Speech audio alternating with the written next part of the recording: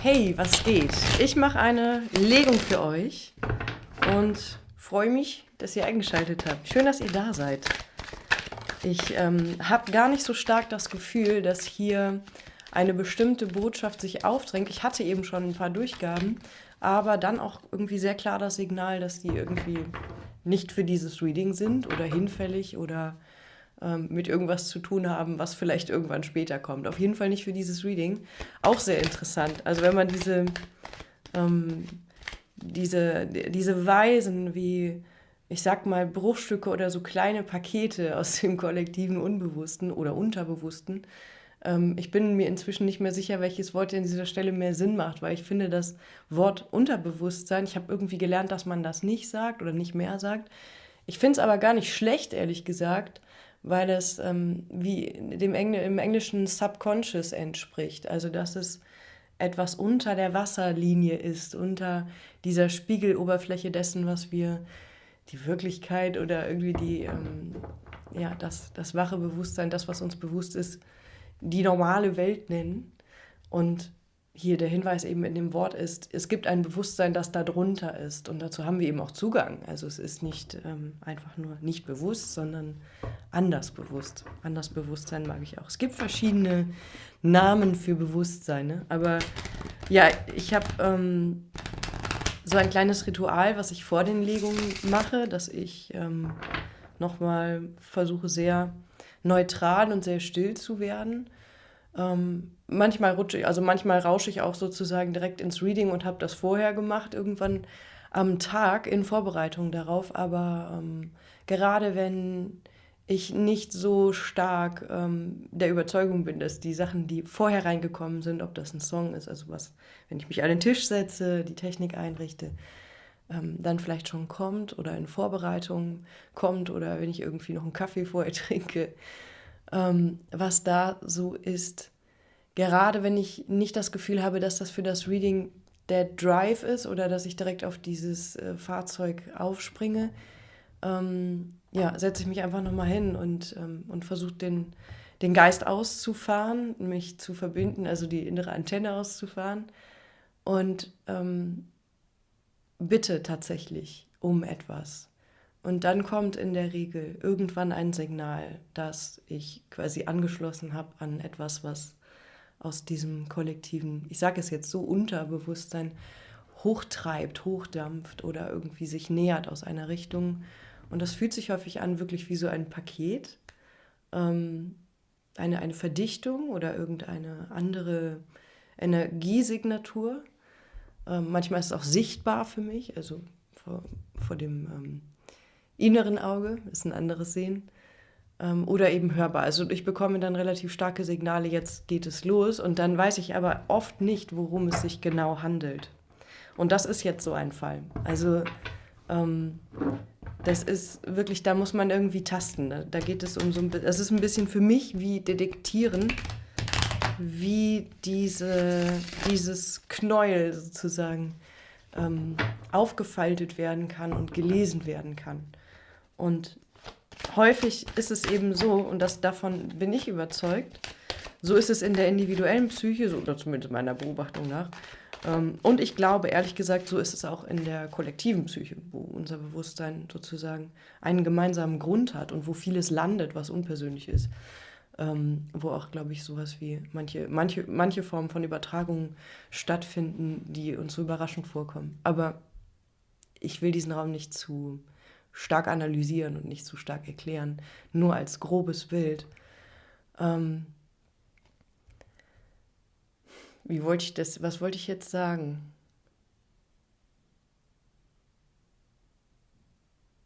Ach so, diese Bruchstücke oder diese Knäule von Geschichten, Informationen, Bildern, Zusammenhängen, bei denen ich dann auch den Eindruck habe, dass es in den Karten wiedergespielt wird, was für mich irgendwie ein bisschen Magic ist und ich nicht genau weiß, wie das abläuft, aber ist okay. Ähm, Offene Forschung. Das, das sind meiner Ansicht nach Dinge, die irgendwo kollektiv oder individuell auf jeden Fall irgendwie von mehreren Menschen für diese Allgemeinlegung ausgeblendet sind, irgendwie verloren gegangen sind, so in der Form, wie sie sich erzählen, hier durch meine Arbeit oder durch die Arbeit anderer, vielleicht nicht ungesehen sind, nicht gesehen sind. Und das macht es interessant. Also das ist der Versuch, diese Dinge aufzufalten, diese Pakete zu öffnen und auch vielleicht im Sprechen zu versuchen, diese Verknäulungen zu lösen und vielleicht da ein Stück Bewusstsein oder ein Stück Unterbewusstsein zu Bewusstsein zu machen und damit aufzulockern. Das ist dieses Tasten, das macht auch dieses Sprunghafte und Spontane und dass man eben improvisiert auf eine Weise auch nicht genau weiß, was da passiert und dass zwischendurch plötzlich erst was klar wird. Also es ist bei mir selten so, dass ich einen ganz klaren eine Geschichte schon habe und dann bräuchte man im Grunde auch die Karten nicht und dann könnte man sich davon vieles sparen, aber es ist, so geht das hier irgendwie vor und das ist echt ein interessanter Modus, weil wenn man das plötzlich nicht mehr nur für sich macht, sondern eben auch für andere, dann ist das irgendwie so ein bisschen so eine Drahtseilsache, weil man sich einerseits immer auch daran erinnert, dass das hier eine Rolle ist, ne? Also dass es dieses Commitment ist, okay, ich bin jetzt für euch ein Mensch, der Karten legt. Und wer euch ist, weiß ich nicht. Und das ist vielleicht sogar in diesem Fall bei den Kollektivsachen gar nicht so schlecht, dass das eben kein klares Gegenüber ist. Bei persönlichen oder privaten Legungen ist das was anderes. Da ist das hilfreich, irgendwie die Signatur dieses Menschen zu erkennen, um auch so ein bisschen den Fokus darauf richten zu können und da nicht irgendwie plötzlich was anderes zu lesen. Aber bei diesen allgemeinen Sachen ist das halt irgendwie nochmal ein ganz anderes Feld und ein ganz anderer Stil und, glaube ich, auch ein anderer Modus. Und jetzt gerade merke ich, dass dieses Paket, das kam, in der ziemlichen Deutlichkeit, sehr geladen ist. Und auch so kleine Sachen noch. Ich habe vorhin einen Kommentar gesehen von jemandem, der geschrieben hat, dass sie eine Legung ausmachen musste, weil es zu stark an einen Schmerz erinnert hat. Ihr müsst euch vor mir niemals rechtfertigen, ob ihr Legungen guckt oder nicht oder wie ihr damit irgendwie persönlich umgeht. Wenn irgendetwas zu krass ist, und das steht ja auch im Disclaimer, und manchmal sage ich es vor den Videos, dann macht sie aus. Also dann setzt euch nicht irgendwelchen Sachen aus. Ihr müsst hier gar nichts gucken und ihr müsst nichts hiervon verfolgen. Die Readings sind immer erstmal unabhängig gedacht. Manche beziehen sich aufeinander, aber denke einfach daran, dass das, was dich führt, dich niemals zwingen würde oder zwingen sollte oder dich auf irgendwas hinführen würde, was du eigentlich gerade nicht aufnehmen kannst.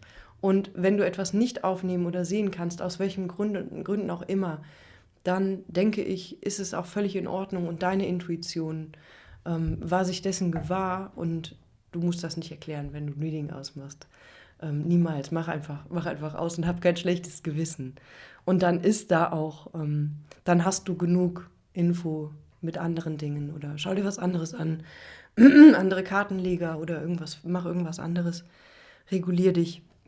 Das ist hier nicht heilig irgendwie und verrät irgendwie die ganzen Geheimnisse, sondern das ist jedes Mal ein kleiner Versuch, so ein Paketchen auszupacken. Und freue mich total, wenn für Leute was dabei ist. Und wenn dieses Besprechen, also Aussprechen von Sachen hilft, das erfahre ich auch durch Legungen. Aber ja, es gibt absolut keine Notwendigkeit, das zu sehen. Alles cool. Müsst ihr euch bei mir nicht für extra melden oder so. So weit kommst du noch. Hier ist alles schuldenfrei und freiwillig. Ihr schuldet mir nichts, gar nichts. Und ich freue mich über die Teilnahme. Ich freue mich darüber, wenn ihr was schreibt und das auch irgendwie Bilder dazu bringt, so dass ich dann merke, krass, hier hat wirklich irgendwie was gepasst an einer Info, die ich irgendwie selber ein bisschen awkward fand. So. Aber das macht dann natürlich Spaß, mit diesem Format weiter zu forschen.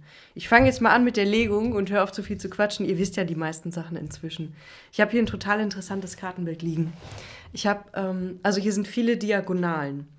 Hier liegt eigentlich keine einzige Karte gerade. Also es ist ein bisschen wie bei Hundertwasser-Architektur oder Bildern, wo keine rechten Winkel da sind. Hier ist alles so ein bisschen schräg irgendwie. Hier gibt es keine geraden Linien. Selbst das Deck habe ich irgendwie so schräg intuitiv angeordnet auf den Tisch gelegt und hier so eingepasst. Und trotzdem passt irgendwie alles extrem gut. Hier ist ein sehr harmonisches Bild in der Neige. Und das würde aus meiner Sicht darauf hindeuten, dass es hier um was Dynamisches geht. Und das passt auch gut zu diesem Gefühl, boah, dieses Paketchen aus dem Kollektiv unterbewussten Gewässer. Ähm, Das ist heute ein bisschen schwer zu entpacken. Das bewegt sich auch, das verändert sich auch. Das ist wie so ein Gebilde. Ich sehe auch so kleine Blitze, also das ist stark geladen. Hier ist eine stark geladene Information. Wie auch immer, muss nicht negativ oder positiv sein, sie ist auf jeden Fall geladen. Und deswegen braucht man hier andere Wege dazu. Oder man muss, sagen wir mal, ein bisschen vorsichtiger umgehen mit solchen Inhalten. Also, deshalb, ich habe thematisch noch keine Ahnung. Es ist die Hohepriesterin ganz oben gefallen. Die ist auch in den Shorts eben kurz vorgekommen. Ja, passt auch gut zu diesem Knäuel, also zu diesem Feld. Dieses Kraftfeld, was so ein bisschen schwer betretbar ist. Es ist ja wie als bräuchte man ein Codewort, als bräuchte man irgendetwas, das Zauberwort, was etwas öffnet oder was diese Ladung verändert. Und es könnte sich hier um etwas handeln, was bei dir im Inneren vielleicht tatsächlich sich verdichtet hat oder verschlossen hat. Ich weiß nicht, inwiefern du introspektiv unterwegs bist und was du da machst oder ob du da irgendwas Spezifisches machst. Aber wenn du so etwas machst, könnte es sich hier um etwas handeln wie ja eine innere Reise, was Psychonautisches im Grunde, also wo du in dich reist und ja auch mit dem Körpergefühl, du findest irgendwo eine Stelle, wo etwas merkwürdig ist, wo etwas sich zusammengezogen hat oder ein bisschen taub auch ist oder sich anfühlt, als wäre da was, ja, was irgendwie zusammengeknäult ist. Und in der Regel hat das auch was mit traumatischen Ladungen zu tun, ist jedenfalls meine These, meine Forschungsthese und so zeigt es sich immer. Aber man muss, glaube ich, es geht hier um eine pragmatische Sicht auf Trauma, um das, was sich körperlich manifestiert und was es mit dem Bewusstsein macht. Nicht so sehr um die Geschichte, sondern die innere Reaktion von, hier wird etwas verpackt und das wird zusammengedrückt und das wird zusammengehalten, damit es nicht eben aufgeht und die Information einen überwältigt. Also tatsächlich hier könnte es um eine Sache gehen, bei der du vorsichtig sein kannst und unter Umständen eben auch in Begleitung bist. Das sage ich aber auch immer wieder. Also hier Kartenlegungen sind keine Satz für Psychotherapie oder für Traumatherapie. Das entscheidet natürlich jeder Mensch selbst immer, aber das kann manchmal sehr hilfreich sein, sich da auch mit Menschen zu verbinden, die einen koregulieren. Das wird sehr unterschätzt, aber gut. Hier ist was, ja, und eine Sache, die noch ganz wichtig ist, wenn du dich nach so inneren Paketen auf die Suche machst, weil das meine Erfahrung ist, in dem, wie ich damit arbeite oder wie ich da mit mir arbeite. Und ich bin da sehr auf die Fresse, also ich bin da sehr hau drauf mäßig in der Regel unterwegs und sehr risikobereit. Und aus meinen Erfahrungen würde ich das nicht jedem empfehlen. Das ist halt, wie ich bei mir irgendwie vorgehe, aber ich würde das niemals so anderen raten. Das ist, wenn ich jetzt hiervon sowas erzähle, heißt das nicht, dass du dich jetzt irgendwie in deinen Space schmeißt und dass das jetzt irgendwie ein Ratschlag ist, musst irgendwie da unbedingt was finden. Vielleicht ist das gar nicht da und vielleicht ist das für dich gerade nicht dran, aber hier scheint es um etwas zu gehen. Und wenn es für irgendjemanden hilfreich ist, Worte dazu zu hören, dass es diese Phänomene gibt oder dass da etwas sein kann und dadurch weniger Angst vor etwas hat oder vor einem Prozess hat, den entspannter zulassen kann, wenn er sich ankündigt, dann ist das hier ein passendes Reading. Aber nicht in dem Sinne von, jetzt geh mal da irgendwie gucken, da ist was und du hast das irgendwie gar nicht. Also nur wenn das erscheint. Super, schon wieder ein super spezifisches Reading. Es geht hier um eine innere Schwelle. Eine innere Schwelle zu einem Bewusstseinsinhalt. Okay, und das ergibt Sinn, denn es ergibt Sinn, dass sich mir dieses Paket nicht geöffnet hat, weil es nicht um den Inhalt geht, für mich jetzt, für dieses Reading so sehr, um eine bestimmte Sache, die ich jetzt hier öffnen kann, sondern es geht um eine Sache, die, wenn dieses Reading für dich eine Resonanz bedeutet, und ja, es ist ein bisschen ernster heute, dass es für dich, also es ist dein persönliches Detektieren eines inneren Knäuels, eines inneren, auch ich höre Schatztruhe, und das passt gut zu anderen Karten. Du brauchst hier, also die ich gleich noch zeigen werde, du brauchst hier alle Fähigkeiten, die du hast, den Umgang mit allen Elementen, also Elementen des menschlichen Vermögens mit dem Leben umzugehen, mit sich umzugehen, die hier mit den normalen Elementen oder mit den Elementen Feuer, Wasser, Luft und Erde auch verknüpft sind. Wir haben mit dem Stab eben das Handeln können, die Inspiration, das Feuer, die Idee, die Kreativität.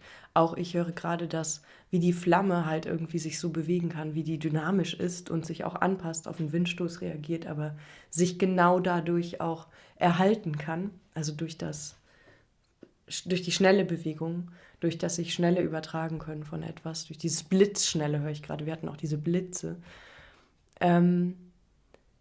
macht es das Feuer so stark. Es ist die Beweglichkeit eigentlich.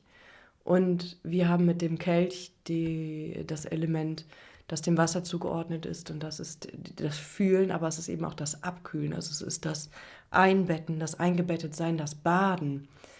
Auch eine wichtige Sache, wenn es um die Frage geht, wie man sich bewegen kann im Unbewussten oder im Unterbewusstsein, in diesen inneren Welten, die ein bisschen anders sind als das, wo wir uns normalerweise bewegen, wo wir aber manche Bewegungen auch machen mit dem Geist, mit dem Bewusstsein, mit dem, womit auch immer du reist, die an Dinge erinnern, die wir kennen. Und wir kennen das zum Beispiel manchmal vom Schwimmen, vom Baden, von dem, was wir vom Feuer kennen. Und im Grunde kann das oft sein, dass wenn wir auch mit diesen Elementen irgendwie arbeiten im Inneren, und es hat fast hier, also dieses Reading geht fast so ein bisschen schon in so eine schamanische Richtung. Also du bist irgendwie hier dein eigener Schamane, deine eigene Schamanin und reist halt in eine innere Welt. Es ist hilfreich. Also ich glaube, wir ahmen im Inneren äußere Sachen, die wir kennengelernt haben, nach. Und manchmal finden wir auch Dinge, die wir noch gar nicht kennen. Also lernen dort Formen von Bewegung oder von Klängen oder von Wahrnehmung kennen, die wir von unserem äußeren Leben oder biografischen Leben vielleicht nicht kennen oder nicht mehr erinnern. Und ja, manchmal sind da Sachen, die ich persönlich nicht mehr zuordnen kann, aber gut. Diese Elemente, also die Orientierung an den Grundelementen kann hier helfen. Und die Idee von, wie bringst du Sachen zusammen? Feuer und Wasser kamen jetzt zusammen. Mit den Münzen haben wir die Erde. Was ist das Feste? Was unterscheidet das, was im Wasser zum Beispiel sich bewegt von dem Wasser selber? Eine andere Konsistenz, eine andere Dichte. Es passiert was anderes damit, und das kannst du auch sehen, das kannst du auch fühlen. Und ne, meine ganzen Bewegungen stehen jetzt für innere Bewegungen, innere Wanderungen, was du mit dem Bewusstsein machst, wie du Lebensenergie da folgst, wie du dich ins Innere reinbewegst, wie du mit den unterschiedlichen Beschaffenheiten da umgehst. Und es ist wie, einerseits ahmst du etwas nach, aber andererseits bist du auch kreativ, du kannst auch den Modus wechseln. Okay, ist ganz schön advanced hier. Mit dem Schwert hast du auch die Klarheit, also das, was durch alle Dimensionen und durch alle Dichten durchsieht. Jetzt nicht negativ gedacht, sondern im positiven Sinne Saurons Auge, was durch alles durchsehen kann. Also du hast hier einen Überblick, du kannst wie die Kameraperspektive auf das innere Phänomen, um das es dir geht, oder das Paket, das Auftauchen. Und ich habe jetzt hier auf den Herzraum gezeigt, ich nehme aber auch wahr, sowas wie Solarplexus-Bereich, dass da irgendwas sein könnte. Ist aber auch nur ein Hinweis, der für dich gar nicht zählen muss. Manchmal bewegen sich diese Inhalte auch, also man verfolgt die dann so ein bisschen. Okay, also Du bringst hier deine ganzen Fähigkeiten und Kenntnisse und Spielweisen und deine Virtuosität als innerer Magier hier jetzt tatsächlich besonders auf den Tisch. Und du rüstest dich aus. Also hier ist auch nochmal der Hinweis, geh nicht unvorbereitet in diese Situation, sondern mach dir nochmal klar, was du brauchen könntest im Inneren, um dem standhalten zu können, was sich da öffnet, weil du nicht weißt, was es ist. Also du gehst in eine Hülle, in einen inneren Bereich, in dem du nicht ahnst, was sich da entpackt. Und deswegen bereite dich gut vor. Sei vielleicht gerade nicht angeschlagen, hab nicht das Gefühl, dass du etwas hetzen musst. Also hab vielleicht keinen Termin danach oder sowas. Wisse, wen du anrufen könntest, wenn du mit etwas überfordert bist. Hab gut gegessen oder ne, hab was zu trinken. Sei gut hydriert, höre ich. Also viel ordentlich Wasser trinken und Wasser bereitstellen. Achte hier auf deine Kapazitäten, deine Ressourcen, deine Kraft, deine Energie. Und dass du hinterher Zeit hast, zu regenerieren, dass du das auch integrieren kannst, was du da auspackst. Es ist hier sehr viel, es kommt mir vor, als wäre es sehr viel Hinweis darauf, dass es sich um eine innere Traumaladung handelt, um etwas, was sich ja wie verkapselt hat und sehr, sehr viel Spannung in sich hat, sehr viel, also so viel geladen, dass es eben damals, als du es erlebt hast, zu überfordernd war. Und deswegen ist das passiert, deswegen hat sich das irgendwo zusammengezogen und sitzt halt irgendwo. Und das muss kein Problem sein, aber es kann eben zu etwas werden, was uns in die Quere kommt, wenn wir uns, weiß ich nicht, in irgendwas entwickeln, irgendwas machen im normalen Leben, sofern man das als normal bezeichnen kann. Und wir dann merken, dass wir plötzlich gehemmt sind. Etwas hält uns zurück, etwas zu tun. Wir wissen nicht warum. Was ist hier los? Oder irgendwelche Dinge wiederholen sich immer wieder. Ein Muster entsteht. Und häufig ist es ein Muster, das entsteht, um eine Vermeidung, also unbewusste, tatsächlich nicht bewusste Vermeidung. Und das ist diesem inneren, verdichteten, verkapselten Kraftfeld eigentlich nicht so nahe kommen zu wollen. Wir wissen das in der Regel nicht. Wenn wir es wüssten, wäre es einfacher, damit umzugehen. Aber es ist quasi der Versuch, einen gebührenden Abstand zu halten zu dem, was sich da im Inneren verkapselt hat, als Erinnerung, als irgendein traumatisches Erfahren, irgendetwas, was zu viel war.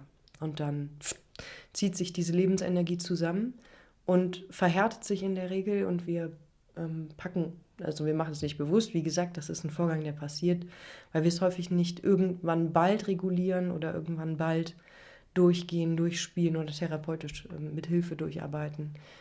In der Regel machen wir das als Menschen in dieser Kultur nicht. Und deswegen haben wir diese inneren, ich sag mal, wie so auch, manchmal hat man das Gefühl, da sitzen wie so Bomben oder so kleine Minen oder sowas, die dann hochgehen können. Entweder weil was das triggert oder weil wir es tatsächlich öffnen, behutsam öffnen. Und deswegen sind halt diese Traumatherapien, die einen sanften Zugang dazu erlauben, wo man das auch lernen kann. Wie kommt man rein, wie kommt man raus? Von Leuten, die halt sich darin ausbilden lassen. Super hilfreich, weil das gangbare Wege sind. Das sind dann erprobte Sachen. Das immer wieder auch als Hinweis, weil das wirklich, da gibt es gute Sachen. So, und da kann man sehr von profitieren, sich da auch mal leiten zu lassen. Und das, wie gesagt, ist nicht zu unterschätzen, wie krass es hilft, vertraubaren Kontakt, das dabei zu haben. Menschen, denen man wirklich das zutraut und vertrauen kann. Im realen Kontakt. So, das ist sehr wichtig. In der Kopräsenz, da passiert sehr viel. Aber hier ist es, das ist hier, glaube ich, etwas, wo du selber vorgehst. Deshalb so spezifisch.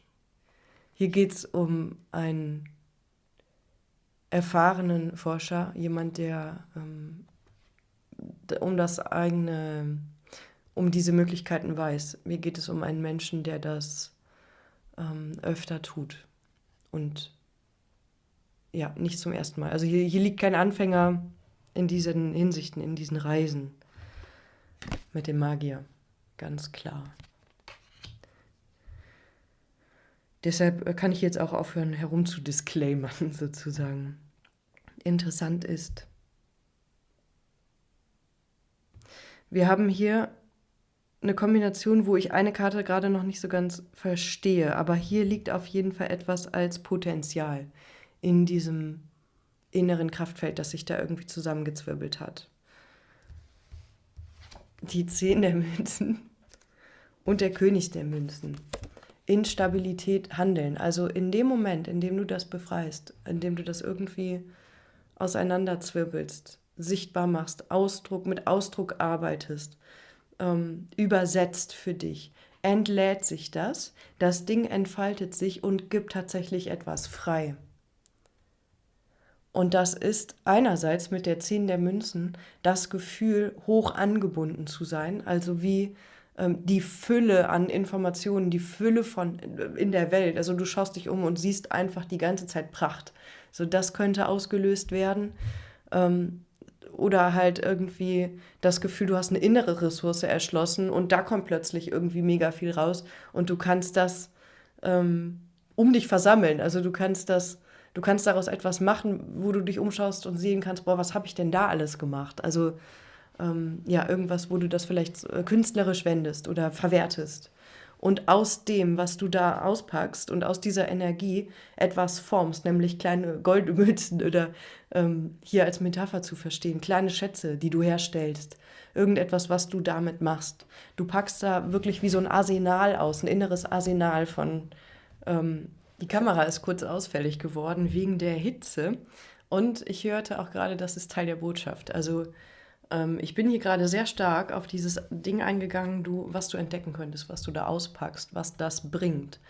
Und in mir ist so ein Eifer losgegangen, also so eine Begeisterung dafür. Und hier ist so eine kleine Warnung. Erst einmal, ich habe eben, als ich kurz eine Pause gemacht habe, noch ein paar Dinge gesehen. Und zwar habe ich dich gesehen, wie du vor diesem Inneren, also im Inneren, in der inneren Welt, vor diesem Knäuel, vor diesem Feld stehst, das irgendwie so, ja, wie so eine verdichtete, es ist elektrisch aufgeladen und es verändert sich in der Beschaffenheit und in der Form, aber es ist, ja, so, es ist auf jeden Fall auch ein bisschen respekteinflößend, sag ich mal. Und du näherst dich dem vorsichtig. Also du ahnst, da ist Potenzial oder da ist was, aber du machst es nicht, um frühzeitig an das zu kommen, was da drin ist. Darum geht es nicht. Also du bist vorsichtig und du näherst dich dem mit diesen verschiedenen Elementen. Und du guckst erstmal, also wie eine Forscherin, wie ein Forscher. Ein Mensch, der etwas Unbekanntes vorfindet, nicht weiß, was es ist. Als wäre aus irgendeiner anderen Galaxie irgendwie ein Komet plötzlich auf der Erde gelandet und man guckt erstmal, okay, was ist das überhaupt? Und was macht das? Wie reagiert das überhaupt auf das, was hier ist, womit das in Berührung kommt? Also du jagst da irgendwie jetzt nicht, du gehst ja nicht mit dem Schlagbohrer irgendwie dran und brichst das auf, sondern du guckst an einer Stelle, wie reagiert das auf eine schnelle Bewegung oder auf eine langsame Bewegung? Wie reagiert das darauf, wenn ich mit dem Geist erstmal nur mich nähere und versuche keine Lebensenergie jetzt im Innern direkt zu bewegen, sondern erstmal schauen mit dem Schwert, erstmal beobachten mit der Hohepriesterin, erstmal gewahr werden, erstmal observieren, wie das aussieht aus einer Perspektive und dann von der anderen Perspektive. Du gehst erstmal drum herum, du lokalisierst es, du schaust, welche Bewegungen es von sich selbst aus macht. Und dann sprenkelst du also ich habe gesehen, wie du so vorsichtig diese inneren Bewegungen da drauf sprenkelst und dann schaust, wie das darauf reagiert und dann schaust, ob das etwas an dieser Beschaffenheit ändert und so tastest du dich an diesem inneren Phänomen, an diesem inneren Knäuel oder Feld vor und dadurch, dass du damit vorsichtig interagierst und in einer respektvollen Distanz dazu bleibst, also nicht reinspringst einfach nur und dich damit vielleicht sogar irgendwie, keine Ahnung, überforderst oder retraumatisierst, Du tastest dich vorsichtig ran, du sprichst damit, du interagierst damit, du befragst das sozusagen. Du beobachtest sehr genau, deswegen brauchst du halt diese extreme Fokussierung, diese Aufmerksamkeit und diese Erfahrung auch mit diesen Dingen, auch wenn es, wie gesagt, sich scheinbar um etwas Neues handelt. Und was ich auch noch deutlich durchbekam, war, es ist etwas, was du im Inneren löst, aber es ist etwas, was sich parallel im Kollektiv löst. Also es ist wie ein Portal oder eine Sache, die stellvertretend für ein größeres Phänomen steht. Hier scheint es nicht, was heißt nur, das ist schon immer viel. Und ich glaube, dass automatisch die Arbeit mit dem eigenen, höchstpersönlichen, biografischen auch natürlich Auswirkungen hat. Die Zusammenhänge sind für mich nicht immer glasklar, aber ich denke, dass in diesen Feldern, wenn du innen was aufräumst, räumt sich auch außen was auf. Und sei es nur durch dein anderes Auftreten, du veränderst auf jeden Fall an der Stelle was im Feld. Aber hier habe ich den Eindruck, dass du wie stellvertretend etwas Größeres löst und deshalb ist es auch so extrem aufgeladen, weil es auch ein Kollektivtrauma ist, was darin eingeschlossen ist, was darin irgendwie einkodiert ist. Kodiert ist auch wichtig an dieser Stelle. Du dekodierst etwas, indem du damit interagierst, aber auf eine Weise, die sich nicht selbst überschätzt. Also spiel hier nicht die Heldin oder den Helden und spring da irgendwie direkt drauf. Es geht nicht darum, das zu bekämpfen. Es geht nicht mal darum, das zu knacken oder auseinanderzunehmen, sondern es ist hier wie durch jede vorsichtige Berührung damit und durch das im Kontakt bleiben, durch das weiterhin das Beobachten, damit in Interaktion sein und trotzdem auf einer gewissen Distanz sein, um sich da irgendwie nicht einen Schlag zu holen, metaphorisch gesprochen. Und es kann sich aber auch manchmal so anfühlen. Dadurch veränderst du es, dadurch veränderst du die innere Signatur dieses Knäuels, dieses Pakets. Und ich habe hier gerade ein Signal an der Schulter bekommen. Es ist wichtig, höre ich, dass du auch mit dem Körper beweglich in den Gelenken bleibst. Also, dass du flexibel und dynamisch selber bleibst. Und das ist wirklich hier wie so ein Tänzeln um dieses innere, verdichtete Paket herum. Und das kannst du auch in Bewegung machen. Also bleib irgendwie beweglich, bleib damit verbunden, was dein Körper macht. Werde nicht zu fest im Körper oder sei nicht zu entspannt sozusagen. Ich habe nicht den Eindruck, dass es hier um so eine tiefe Trance oder sowas geht, sondern du hast einen Teil vom Bewusstsein sehr stark auf dem Boden. Also du musst hier gegroundet bleiben. Das kann sich auch darin äußern, ich weiß nicht, ob du da liegst oder so, aber dass du einen Fuß auf dem Boden hältst und da irgendwie mit dem Fuß auf dem Boden interagierst, das ist wichtig. Also diese Rückbindung zu behalten, weil du lässt dich hier, also, das ist super spezifisch, aber du lässt dich hier in eine Tiefe sinken, in der die Gegebenheiten anders sind als in der Normalwelt. So. Deshalb, es ist eine Expedition, eine ziemliche. Und jetzt erschließt sich auch ein bisschen die 4 der Kelche auf dem Kopf. Erst einmal überhaupt dieses Umgedrehte, dieses Invertierte, dass Dinge, die dort, wo du hinreisen könntest oder wo du hier hinreist, wenn du mit diesem Reading irgendwie in Verbindung stehen solltest, dort sind die Phänomene, die Bilder, die Klänge, die Beschaffenheiten, das Gefühl von Gravitation ist umgedreht, also es ist anders, es ist upside down, also es sind die Dinge sind ein bisschen anders, so hinter den Spiegeln. So. Ich weiß nicht, ob du Stranger Things geguckt hast, aber das ist eine ganz interessante Abbildung dafür, diese andere Welt, die Upside-Down-Welt. In dieser Welt, Dinge sind wiedererkennbar, es sind ähnliche Häuser, ne, und Zimmer und manche Gegenstände sind auch da, aber es ist alles anders und es ist auch ein bisschen es könnte furchteinflößend sein. Und du bist hier, ja, du bist dir dessen gewahr. Und deshalb, genau, du arbeitest mit deiner Erfahrung, mit deinen Kenntnissen und du bist hier sehr konzentriert. Und mit der 4 der Kelche bist du dir gewahr, und das ist sehr interessant, oder solltest du dir gewahr sein, dass du nicht alles über das Gebiet weißt, durch das du da gehst. Und das macht diese oder deinen Respekt aus. Hier geht es nicht darum, hypervigilant zu sein und überall irgendwas zu... Du bist hier nicht panisch und nicht schreckhaft. Das ist wichtig. Du bleibst ruhig in einer inneren Umgebung, die erstmal noch keinen Sinn macht, erstmal noch nicht klar ist. Und deshalb nochmal die Erinnerung, fühl dich durch dieses Reading nicht berufen, irgendwas zu tun, worin du keine Erfahrung hast und wo du dich nicht bereit für fühlst. Das ist wirklich das ist ein Reading und das sagt auch nichts darüber aus, ob man schlechter oder besser oder weiß ich was toller ist.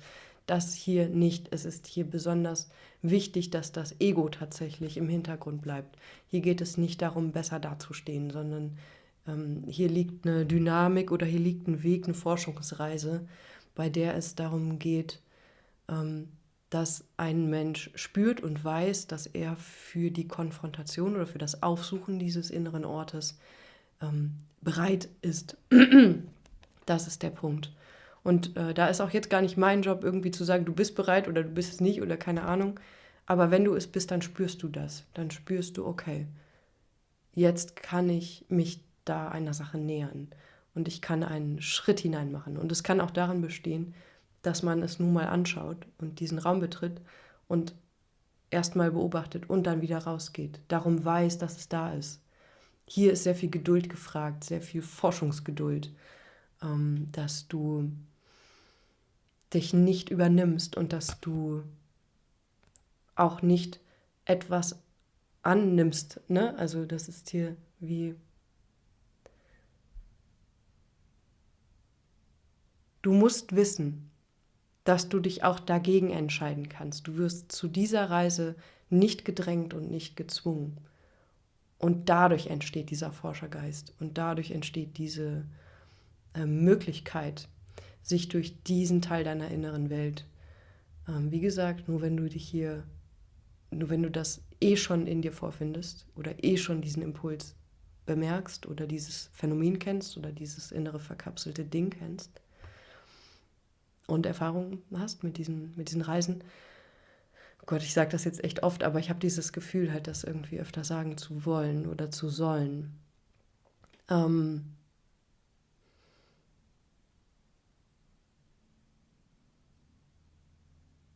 Ja, okay, auch deswegen diese Geschichte mit dem Grounden. Kenne immer den Rückweg und wisse, dass nicht alles, was dir da begegnet an Gefühlen, dass du es annehmen musst, sondern du kannst dich davon auch dazu in eine Distanz bringen. Okay, jetzt haben wir diese Karte, ja?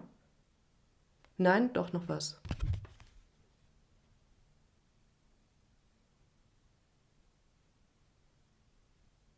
Okay, eine Sache, die hier auch noch kommt, ist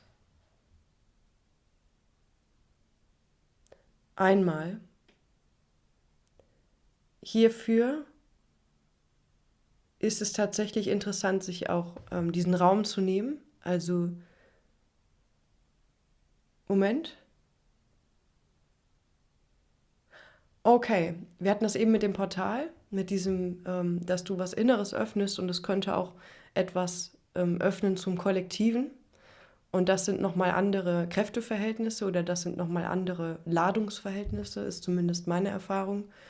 Und von da kann es sein, dass auch, und deswegen ist es so wichtig, dass du dich verdammt gut abgrenzen kannst gegen diese auch inneren Phänomene und gegen die Gefühle, die da hochkommen, die Bilder, dass du da einen Abstand zu einrichten kannst, weil es sein könnte, dass auch etwas hindurchkommt, was nicht dein persönliches Gefühl ist. Und dass du da weißt, okay, das kann ich nehmen, das kann ich an mir vorbeiziehen lassen.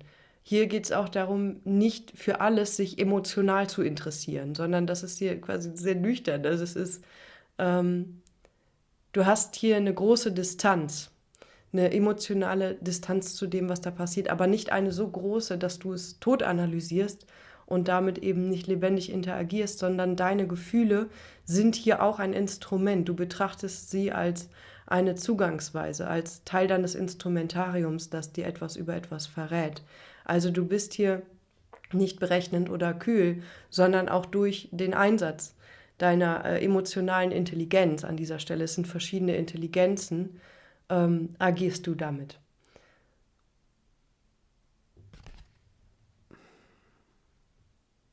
Und achte darauf, dass du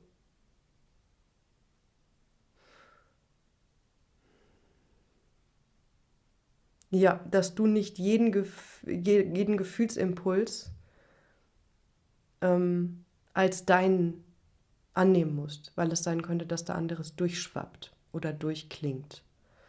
Es ist hier auch ein bisschen was in Richtung, ich sag mal, es hat was Mediales. Also es ist wie, sei von innen auch geschützt, wenn da sich was zeigt und was öffnet. Dass du dass sich da nicht irgendwas verhakt in dir sozusagen. Jetzt haben wir es. Okay. Soll ich hierzu noch irgendwas ziehen? Ja. Okay. Die 9 der Kelche. Ja. Hier auch nochmal ganz klar dieser Schutzraum. Auch wichtig. Also, dass du diesen Schutzraum um dich hast, dass du bei etwas, es ist hier wirklich wie hoch, also hier ist etwas unter Rufspannung sozusagen und du brauchst einen guten, sicheren Raum, in dem auch keiner irgendwie jetzt was von dir will in diesem Moment. Das scheint hier wichtig zu sein, dass du auch nach außen abgegrenzt bist. Ja.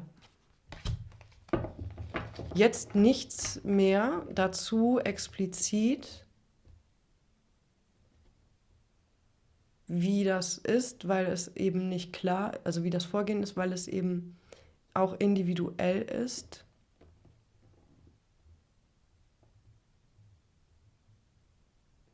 Soll ich trotzdem noch was ziehen? Ja, okay. Hier hat sich auch das Ass der Münzen gezeigt. Also es kommt auch wie eine Gelegenheit, dieser Impuls, falls er kommt, nur wenn er kommt. Vielleicht ein bisschen unverhofft. Also plötzlich hast du eine Möglichkeit. Siehst du eine Möglichkeit, einen Zugang. Vielleicht eine Zeitressource. Ja, Zeitressource höre ich. Du bekommst ein Zeitfenster geschenkt, in dem das für dich möglich wird. Du kannst es nicht quasi so stark planen. Und ich höre auch gerade also das, was du da irgendwie finden könntest oder aufsuchen könntest, wie auch ein inneres Portal, keine Ahnung, das zeigt sich, wenn es sich zeigen will. Also du kannst jetzt nicht irgendwie reingehen und danach suchen, sondern dadurch, dass es halt so tricky ist und sich so wegbewegt und wandert und sich verändert, kannst du es nicht fangen. So, du kannst es nicht fangen. Es geht darum, den Moment zu nutzen, in dem sich der Zugang ankündigt. Jetzt sind meine Augen nochmal auf diese umgedrehte 4 der Kelche.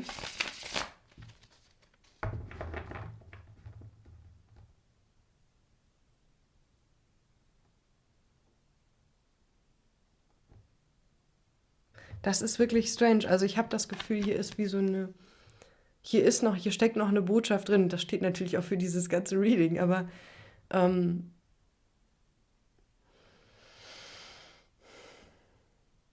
vielleicht auch nochmal der deutliche Hinweis darauf, es ist etwas, das man irgendwie innerlich abgelehnt hatte, also irgendwie innerlich verdrängt hatte natürlich und dementsprechend etwas ist, was sich umgedreht hat. Jetzt haben wir es, okay. Es ist also wahrscheinlich nicht angenehm. So, es ist etwas, was man nicht so richtig will. Und das ist okay, das nicht zu wollen. So. Deshalb ist es zu dem geworden, was es ist. Und ich höre natürlich auch aufgeladen durch Tabus, also durch kollektive Tabus. Jetzt bekommen wir hier noch irgendetwas, irgendeinen weiteren Hinweis, der so ein bisschen wie ein kleiner Zusatzhinweis ist, ein kleiner Bonushinweis, der vielleicht helfen kann auf dem Weg, hat sich umgedreht, ist etwas unscheinbar. Die Liebenden und die 5 der Schwerter.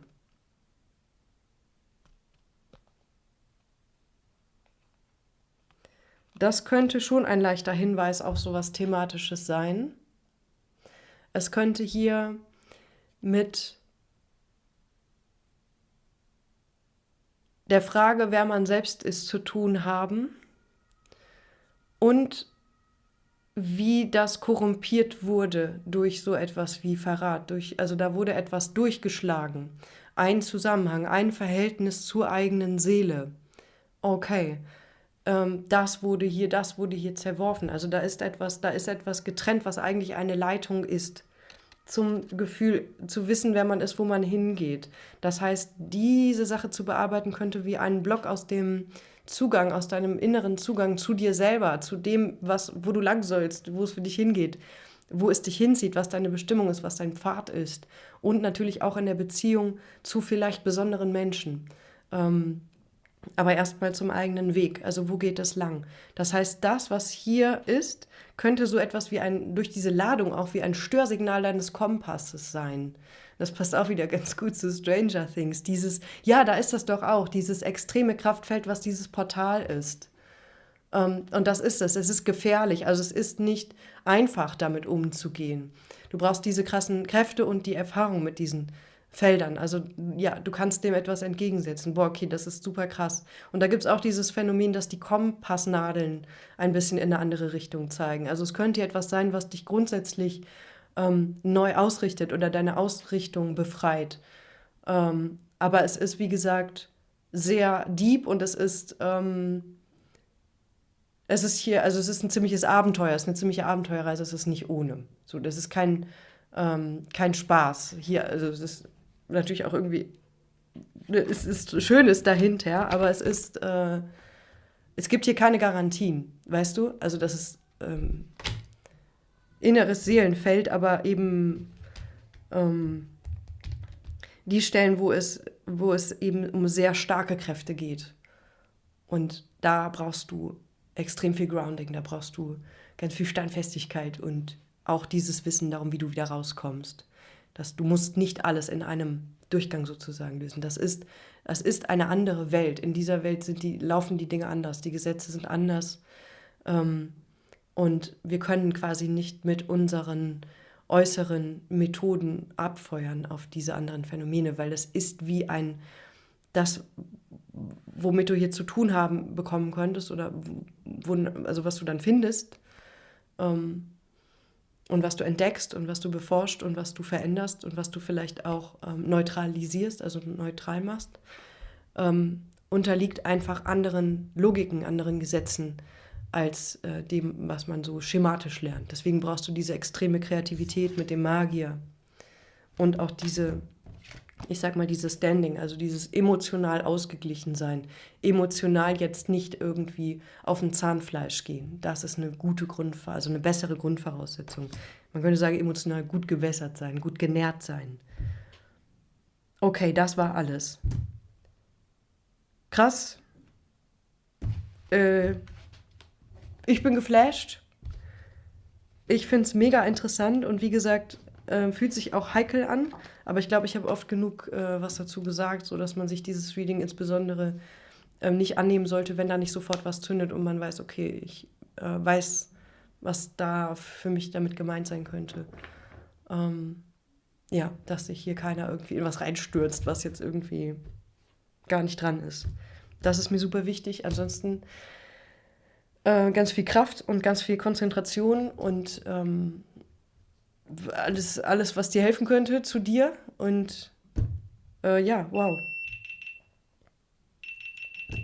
Okay, jetzt ist definitiv das Reading hier vorbei. Ich verabschiede mich und wünsche dir und euch alles Gute.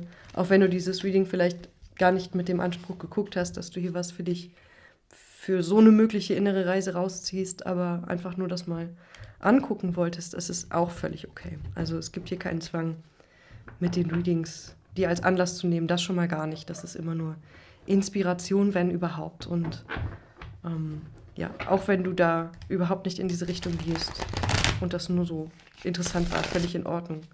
Und auch für dich alles Liebe. Tschüss ihr, bis bald, wenn ihr mögt.